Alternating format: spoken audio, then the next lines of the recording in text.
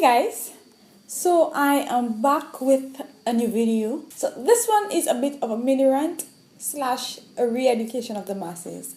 It's something that irks me in the national hair community, and I've decided to give voice to it. Before I get into the contents of the video though, we have a few housekeeping matters to take care of, and the first housekeeping matter is the winner of the giveaway. I did announce the winner on Instagram. The winner of the giveaway is Casey Willis from Jamaica.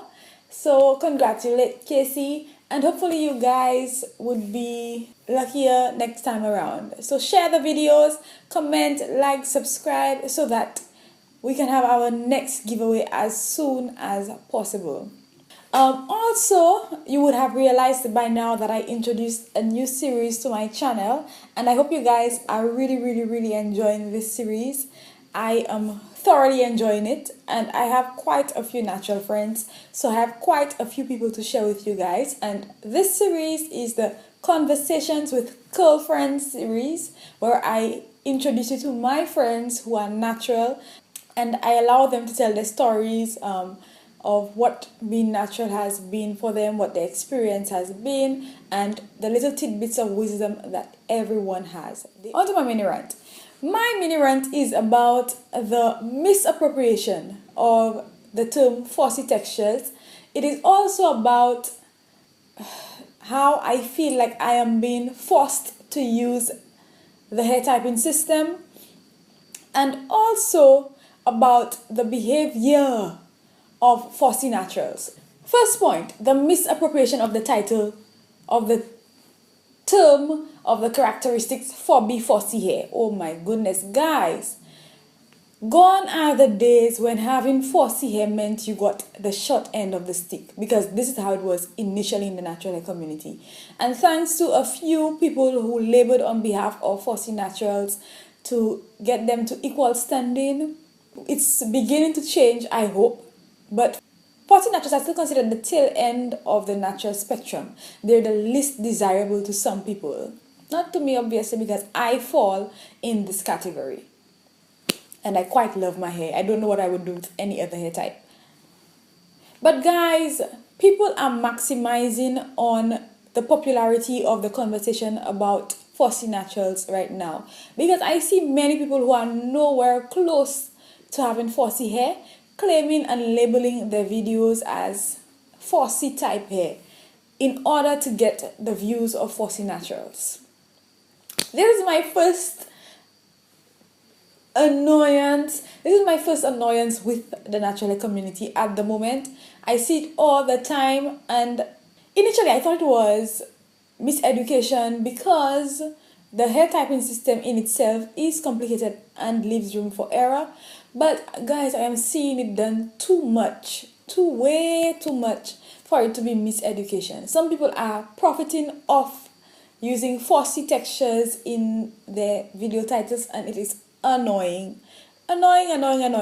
Which takes me to my second point, which is the behavior of fussy naturals.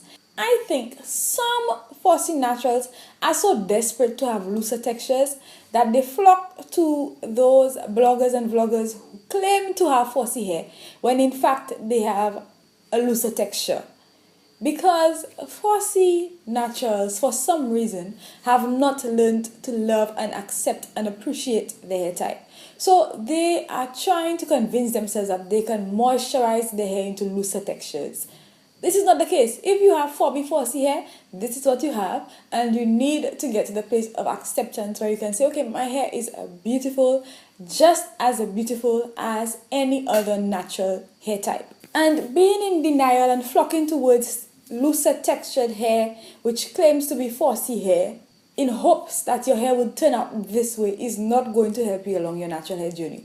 The sooner you can accept that your hair is not as loose and it has tight coils, the sooner you would be able to learn the methods and the practices that would best benefit your hair. You can see your hair texture, and you can see very well that these people don't have similar hair textures to yours. Please go and look at the people who are creating fussy content for you guys, so that you can maximize your natural hair journey.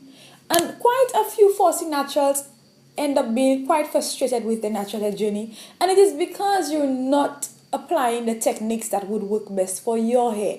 You're not following the people with similar hair types as you, and that is a general rule of thumb. If you want to go somewhere, you follow those who have gone before you.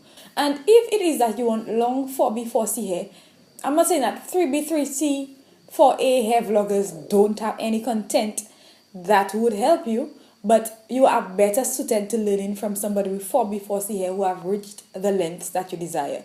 Finally, I just want to speak about my skepticism with regards to the hair typing system. I have never fully subscribed to the hair typing system. I see where it can be beneficial in terms of helping people associate with people of similar hair textures to themselves, hair types to themselves. But I have never fully subscribed because, again, the hair typing system is very flawed. It is not descriptive enough, it is not detailed enough, and it leaves a lot of room for error. Even in the grouping of 4B or 4C hair type, there are many variations. So I don't subscribe to the hair typing system because of that.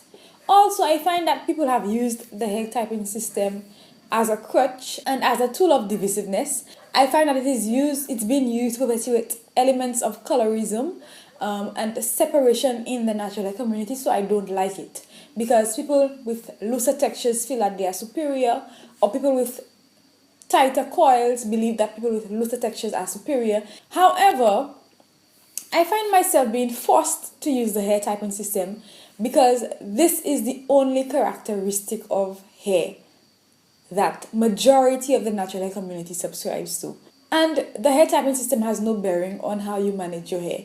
Hair characteristics such as the density of your hair, the porosity of your hair, the texture of your hair are what would influence how you handle your hair. However, people are so latched on to the hair typing system that they don't know the characteristics that they need to know about their hair.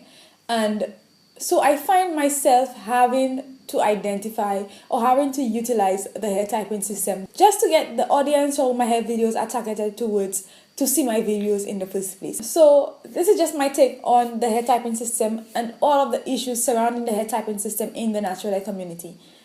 This is my mini rant. Take it or leave it. Thanks for watching, guys. Bye-bye.